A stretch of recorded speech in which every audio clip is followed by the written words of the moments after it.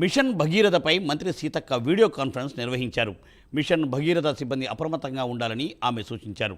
రిజర్వాయర్లలో తాగునీటికి తగినంత నీటి నిల్వలు ఉన్నాయని, గతంలో తాగునీరు అందని గ్రామాలకు కూడా ఈసారి త్రాగునీటిని సరఫరా చేస్తున్నామని అన్నారు మంత్రి సీతక్క. ఏదైనా సాంకేతిక కారణాలతో సమస్యలు తలెత్తినా ఇబ్బందులు లేకుండా ప్రత్యామ్నాయ ఏర్పాట్లు చేస్తున్నామని అన్నారు ఆమె.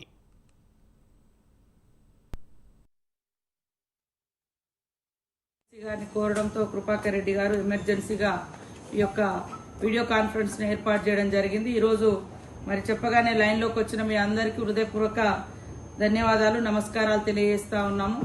ముఖ్యంగా ప్రతిరోజు కొన్ని పత్రికలు, టీవీలు పనిగట్టుకొని చూపించే వాళ్ళు కొన్ని అయితే, కొన్ని వాస్తవాలు, కొన్ని అవాస్తవాలను కూడా పదే పదే అక్కడ మిషన్ భగీరథ నీళ్ళు వచ్చినా కూడా మరి వాళ్ళు మిషన్ భగీరథ నీళ్లు గత కొంతకాలంగా కొన్నేళ్లుగా కూడా తాగనటువంటి గ్రామాలు ఉన్నాయి. అలాంటి వారికి కూడా మన అవేర్నెస్ కోసం లాస్ట్ మనం ఒక 10 days స్పెషల్ డ్రైవ్ కూడా పెట్టడం జరిగింది. అయినా కూడా కొన్ని ఊర్లలో తాగడం లేదు, వాళ్ళు బోర్ల మీద డిపెండ్ అవుతున్నారు. సో ఈ మధ్య కాలంలో మనం నీళ్ళు ఇస్తలేమని ప్రత్యేకంగా పనిగట్టుకొని కొంతమంది కొన్ని పార్టీలు, పత్రికలు దుష్ప్రచారం చేస్తుంది. ఒకవేళ నిజమే అక్కడ నీళ్లు రాకుంటే వెంటనే స్పందించి నీళ్ళు ఇవ్వాల్సిన బాధ్యత మనది.